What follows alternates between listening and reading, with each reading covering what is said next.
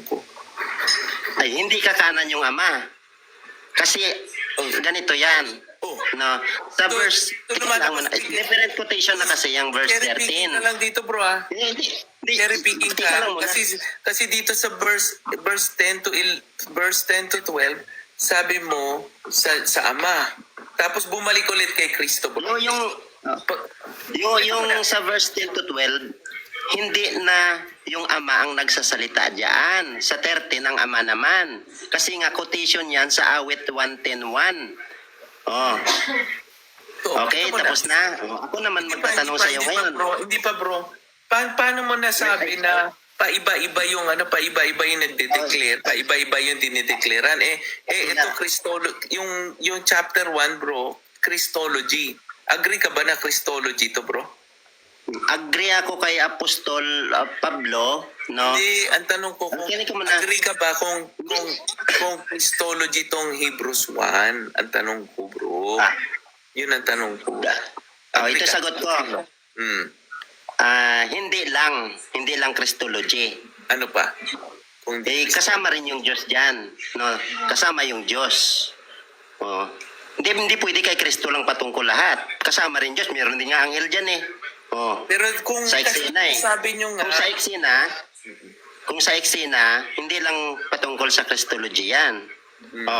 Okay, tapos na. Ako naman magtatanong. Hindi pa. Nakarami ka ng tanong eh. Ako naman. Hindi pa ako tapos. Tapos na yung talatang tanong mo eh. Kasi okay. ang sabi dito sa verse, sa Psalms 110, verse 1, sabi dito, Psalm of David. So, ibig sabihin, awit ni David ito.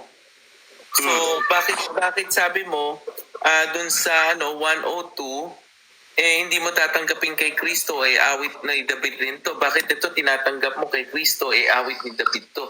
Bakit ka may double standards, bro?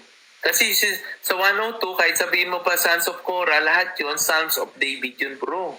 Kaya ang tanong ko sa iyo, bakit ito, sa verse 1 ng 110, bro, bakit mo ngayon bakit mo tinatanggap na para kay Kristo to, samantalang Psalms of David to, doon sa 102, verse 25, bakit hindi mo tinatanggap na kay Kristo, Psalms of David rin yun? Yun ang tanong ko sa iyo, bro. Ito sa Diyos kasi patungkol yun. Yung termino doon na Diyos, ang Ama yun. Hindi yung Trinity. Basahin ko talata Basahin ko talata. Basahin ko na. At kanya tinanong. Basahin ko talata. Ang ama yung tinutukoy doon. Mamaya mo babasahin. Ang hindi natin sinasabi yung declaration. Ang sinasabi natin yung nag-declare. Kanina, hindi mo tinatanggap yung nagde-declare para kay Kristo. Kasi nga, ang nagde-declare, sabi mo, si David. Bakit ito? Saan ko sinabi si David nagde-declare? Sa ano? Ayaw mo nga banggitin eh. Kanina sa 102.20. Si David ang nagde-declare, so hindi ang ama. Tama? Dito sa yun nga yung point mo. Sundan kita sa sa awit 102. Kung si David ang nagde-declare, so hindi ang ama. Kaya nga kasi awit nga ni David eh. Pero sa amin, tanggapin pa rin namin kahit awit ni David, salita ng Diyos. Ngayon, itong sa 110, awit ni David rin, bakit mo sinasabi na pwede ikapit kay Kristo to? Sa 110, pareho rin na awit ni David yung 102 tsaka 110. So, sa 110, makinig ka muna sa 110. Sa 110, ang ama na po ang nagsasalita dyan sa 110. Kasi sinabi ni David, sinabi ng Panginoon sa aking Panginoon, si makatuwid, ang ama na nagsasalita sa 110.1. Wait lang. Okay. Sabi doon naman, ayaw ako sagutin. Hindi, ang sabi dito, bro, is ako naman magtatanong sa'yo. A Psalm of David. 110, a Psalm of David. Hindi ko na maano yung camera ko eh. A Psalm of David eh. So, a Psalm. Oo, ibig sabihin, bakit ito tinatanggap mo para kay Kristo? Bakit at tinatanggap mo na ito na salita ng Diyos to? Pero nakalagay dito, Psalm of David. Ito sagot ko sa iyo. Ito sagot ko sa iyo ha. Okay, sasagutin na kita. Sa 1:10:1, ang amang nagsasalita kasi sinabi ni Hindi David. sabi dito, a psalm of David eh. Oo, sinabi diyan a psalm of David, a psalm of David, So, di ba? tinatanggap mo ngayon, Yun ang bro. sinabi. So, ang sabi diyan sa kahit kasunod, psalm of David yan, pwedeng salita ng Diyos. alin? So, tinatanggap mo, kahit na nakasulat na Psalm of David dito, salita siya ng Diyos. Ay, yung kanta ni David.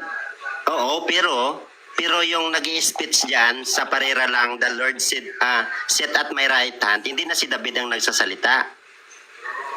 Ang ama na. Sabi dito sa Psalm of David, Kasi ang sabi mo, nagde-declare yung nagsasalita nito. diyan. Ang nagsasalita, yung sabi mo, nagsasalita diyan sa nagde-declare si 1:10. David. Sasagutin mo na kita. Double standards Yung ka, bro. nagsasalita diyan na sit at my right hand, hindi na si David ang nagsasalita, kundi yung Diyos na Yahweh, ang Ama, hindi ang Trinity. Oh, wait Yung lang. nagsasalita diyan na Wait lang. Yahweh, ang Ama yon.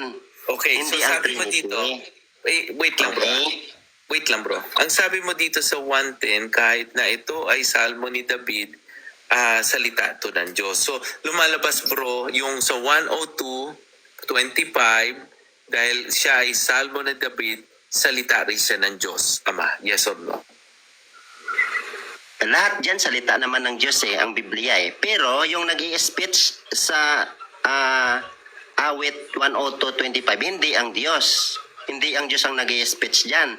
Pero sa awit 1:10:1, yung nag-i-speech doon na sit at my right hand, ang Diyos ang nag-i-speech doon. Hindi si David. Okay. So, Tama? sino nag-i-speech Okay. dito sa 102?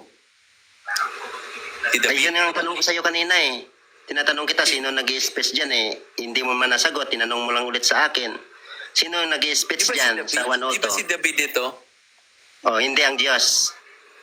Sabi mo, dito sa 1:10, si David ang nag-i-speech, pero yung Diyos eh.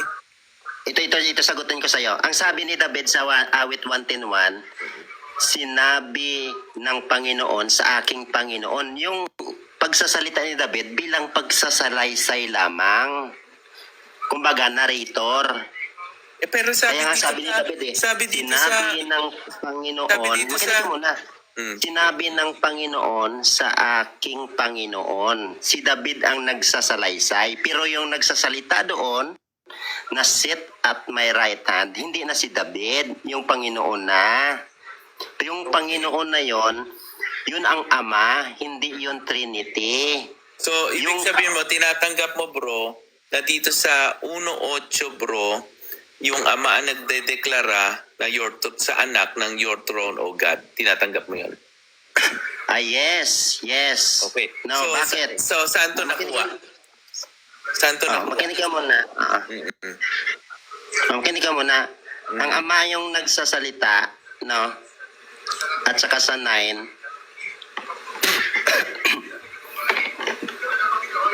kasi ang sabi dyan, but unto the Son, no? Unto the Son, yung Son, yun yung anak. Yung nagsasalita, yun yung Ama, hindi Trinity ang nagsasalita dyan. Kaya mali ka kanina na yung nagsasalita sa sa verse 2, Trinity, yung kanya. Tapos yung His, sabi mo Trinity. Di ba? Yung His dyan, ang Ama yon, hindi Trinity. Oh. Ito muna. Okay. Ito clarification, brother po, So, dito sa 45:7 ng Salmo, bro, your throne, O God, stands forever. Dito, sino nagde-declare sa Psalms 45:7? Yung ama o si David? Well, ang Ama yung masasagot ko dyan sa'yo. Bakit? Kaya, yun ang sabi ni Apostol Pablo no? Sabi ni Apostol Pablo, patungkol sa anak ay kanyang sinabi. Ano sinabi yung niya? kanya, ang Ama yon. Ano sinabi niya? Ang sabi ng Ama, Ang trono mo, O Diyos. yung CB, Sige. sali na your throne, God, is forever. Ibig sabihin, yung throne daw niya, God, Ay, tika, is forever and ever. wala Bakit? sinabi na your throne, God. Ang sabi dito, Ito, basahin ko. your throne, may kama, tapos God. Hindi- Ayun, tama. Pero may Your kama. throne, Di ba pag may kama, hindi siya magkarugtong. Kasi pag sinabi bang your throne, God, pwede mo sabihin na yung trono niya ay Diyos. Pero may kama. Tama ako, may kama. May kama, tama, may So kama. ibig sabihin, hindi tinutukoy na yung trono ay Diyos. Kung hindi, Mali. yung kama doon ay nag-a-address sa Diyos. Yung appositive ng throne, yun yung God. Kaya nga your throne, God. Halimbawa, your friend. Your friend, Poy. Oh, yung friend mo si Poy. Your throne, God. Yung throne, yun ng God. Oh, Teka muna, your friend, Yun ang, your friend Poy, may kama yon, your friend? may kama, yes. Yes, may kama. Kasi mayroong tinatawag kasi na antecedent at saka appositive. No, pagka may kama, tandaan natin, appositive at saka Pag sinabi mo, antecedent. Halimbawa sa halimbawa, John 16:18, sabi niya, okay. sabi niya Halimbawa mo doon, Teka lang muna. you are Peter. Walang kama doon. Hindi you are, tapos kama, Peter. Nakalagay dito, Halimbawa ganito. your throne, Halimbawa, kama, God. God, yun. Tama yan, tama. O hindi niya Yung sinasabi throne, na yung trono ay Diyos, kundi yung God is addressed to the second person, to sa Mali. second person. Halimbawa ganito. May isang Diyos, kama, ang Ama. Tama? May isang Diyos, kama, ang Ama. Unang Okay. Korinto 8:6. Tama? O wala naman nakalagay Ibig sabihin, dito yung Diyos na yun, Ama. yung Diyos na yun, God. yun yung Ama. Yung antecedent, yung isang Diyos. Yung appositive, yun yung Puro Ama. invento yung ginagawa mo, bro, para lang i-research yung mga natin. tao, bro. Puro ito, invento. Puro invento. Hindi yun invento. Hindi yun invento. Sabi dito, your throne, kama, God. God, Hindi oh, yung your yun. throne, God. Lalabas Sige, yan, lalabas yan ni God is the Kahit throne. may Yung, kama. yung maling yung maling salin nilalagay mo. Hindi yun invento. Kaya nga, binigyan kita ng halimbawa, unang Korinto 8:6. Ibig sabihin mo, yung Sabi maling, dito. maling salin ang gagamitin natin. Ha? Sinangayunan na nga kita sa binasa mo eh. Ang binasa mo, your throne, kama, God, tapos kama. Hindi magkaroon. Is forever and ever. Meron siya kama, your throne, God. Kaya nga, meron nga kama. Alam, kukuha tayo ng halimbawa. Ay, nako. Ay, nako, brother boy. Sige na, matulog na tayo. At ako ay... Open tab na ako saglit. Pag-aralan natin yung kama na yan. No? Yan. Hebrews 1:8 says, your throne, your throne, God, di ba kama, is forever and ever. Yung throne, yun yung tinatawag nating antecedent. No? Yung God, yun naman yung appositive. Kahit i-search mo sa, yung parirala na yan, kahit i-search mo, malalaman mo yung appositive at saka antecedent eh. Halimbawa, your friend, John, enjoys meals today. Yung friend, yun yung antecedent, at saka yung John, yun yung appositive. Kaya yung your throne, God, yung throne, yun yung God. Di ba? Di ba? Ako naman magtatanong sa'yo. Ako naman magtatanong sa'yo. Iniimbento mo Okay lang na. yan. No? Okay na, ako naman magtatanong. Okay. Granting natin na ayon sa'yo, invento lang. Ako naman magtatanong, okay? Sige. Okay. Your throne, God, is forever and ever. Tanong, yun bang God na ito? Trinity ba yan? Yes or no?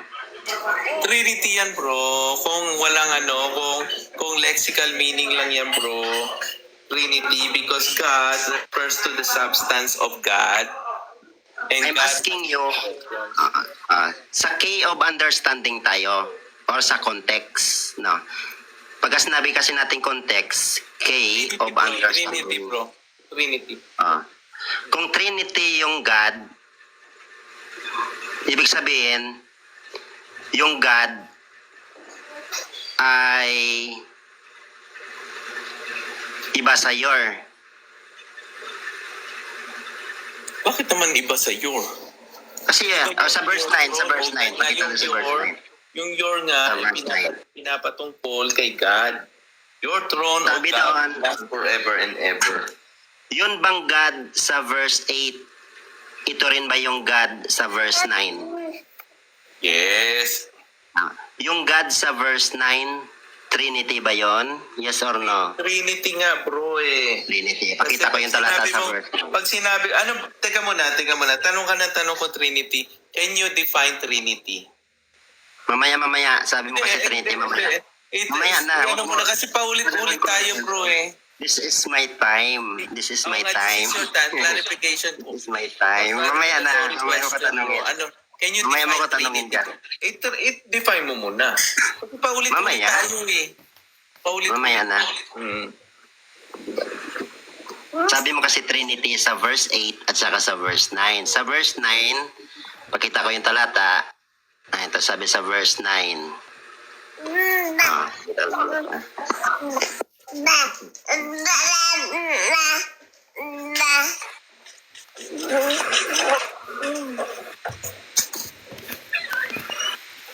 Yun, sa verse 9, you have loved righteousness and hated lowliness. This is why God, your God. Yung God na ito na sa verse 9, Trinity ba to? Yes or no? Trinity, bro. Trinity. Kulit naman eh. Your God. So, sino naman yung your? Si Jesus Christ, bro. Kasi nga siya yung anointed Messiah, bro. Anointed Messiah. Di ba yung son yung anointed Messiah, bro? Agree ka ba? Sunod na tanong. Agree ka ba doon o disagree? Agree ako sa anointed. Ito naman yan, hindi naman yan tanong ko eh. Ang tanong ko, okay, agree ako sa anointed yung Messiah. Kasi Messiah means anointed one eh. Your God. So yung God ni Cristo, Trinity. Yes. Ha? Yes, bro. Ha? So may yung Diyos ni Cristo, Trinity. Yes. Kasama siya dun, bro. Second person nga siya eh. Kaya nga sabi sa verse 8, bro, therefore God, sabi doon, thy throne, O God. Tinawag na nga siyang God dun eh. Di ba tinawag si Kristong God sa verse 8, bro? Yung God na doon, sabi mo kanina, Trinity. Oo. O di kasama siya dun. Di ba? Sabi mo Trinity. Yung sa verse 8. Kaya nga, di kasama siya dun.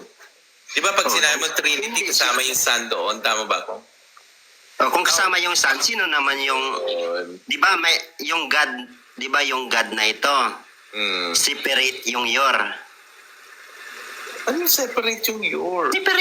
Separate yung your sa God. Ano separate yung your sa God? Separate. Ano ba? Sabihin natin na your dog. Di ba? Separate yung your sa dog. Possessive. Okay. Oo, your God. Okay. Yung God, iba sa your. Tama? Kasi nga, yan, lahat yan messianic yan eh. So syempre yung second person, nagkatawang tao yan eh, naging Messiah yan, bro eh. So kaya yung dinidiyos, yung dinidiyos ni Cristo, Trinity yung dinidiyos niya. Trinity is mighty. Saan natin mababasa na yung dinidiyos ni Cristo Trinity? Ano talata? Ayan na nga eh. Sabi, that is why your God, sabi niya, has anointed. Yung God na yan, bro, it refers to the triune God, bro. Kasi alam mo kung bakit? Sa triune God, yung three persons are not separated. They are not separated. Oo. Tatlo. Yes. Yung your. Father, Son. Tatlo ito yung God. Ama, Anak, at Espiritu Santo. Yung anointed dyan, bro, yun yung second person. Yung anointed, bro, yun yung second person of the Holy Trinity, bro. Okay. Doon tayo sa verse 7. Sa verse 7. Sige, verse 7. Sa verse 7. Pakita natin verse 7 na. Tagalog na lang. Yun na, English na. Verse 7. Nasa English na tayo. Sa English kasi pupunta ako. Sige, pupunta ako sa ano. Sa English tayo, sa English. Wait lang nga sa verse 7. Verse 7. Sabi dito sa 7.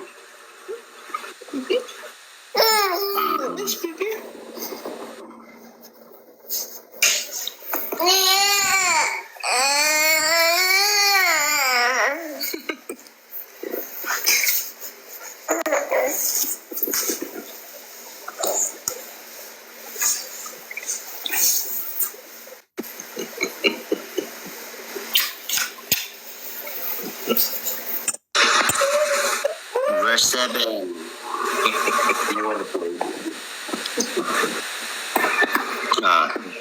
Verse 7. And about the angels, he said, he makes his angels with his servants and very flat.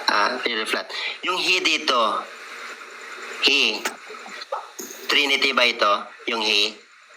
Yes or no? Yes. Dito yung Kasi he. it refers to God, bro. Ikaw ang nagsabi niya, it refers to God eh. Pero sa'yo kasi, dahil Unitarian ka, yung God sa'yo is yung Father lang. You know? Okay, sunod na tanong. Okay. Sa verse 6. And again, when he brings his, yung his na to, Trinity to, yes or no? Yes, oo. Yes, Trinity. His firstborn into the world. O kailan yun? Yung his na to. Kailan yun? Kailan yun, bro? Tika lang. Dinala Tika niya lang. yung firstborn niya sa world. Magtatanong pa ako. Yung his na to, na Trinity, my firstborn. Yes. Mm-mm. My firstborn. So, hindi to ang ama lang. Hindi to ang ama lang. Parang Son and Holy Spirit, bro. Hindi yung tanong ko, hindi to ang ama lang. Hindi Yes or nga. no? Kasi Hindi pag nga, Ma. if it refers to God, bro, it refers to the Trinity, bro. Ito naman, and let all God's angels worship Him. Sino naman, yung Him na to, Trinity din ba to? Yes or no? Morning, Ninong. Ha? That refers to the God the Son, bro. God the Son. Hindi, I'm asking, yung Him na to, Trinity, yes or no? God the Son nga, God the Son. Hindi, yes or no muna? God the Son nga eh. God the Son, bro. God the Son. Yes or no? God And let the all Son. God's angels worship Him. God Okay, the Son nga. kung saan ito, hindi to Trinity, tama? A Trinity, Tama. part of the Trinity. Ikaw nga nagsabi kanina, yung Trinity, yung Kristo, kasama doon. So yung Kristo, bro, yun yung Son of God. So kasama pa rin yan, bro. Kasama. Hindi naman yan tanong ko eh. Trinity Dahil yan. ka, Pres, Trinity. yung hymn na to, Kapag pinag-usapan natin yung Ama, Anak at Espiritu Santo, bro, Trinity yun, bro. Trinity. Trinity. Trinity. Oo, naintindihan mo na. So, sa verse 2, pupunta tayo sa verse 2. Sa verse 2. Sabi sa verse 2, pakita ko ulit ng talata, screenshot ko. Sige. Kita mo lahat yan, bro. Sa verse 2.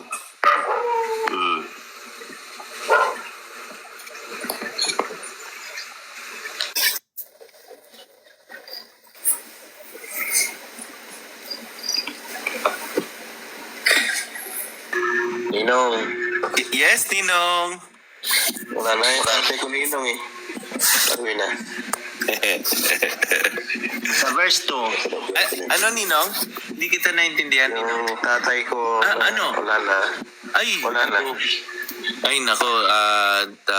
Condolence, bro.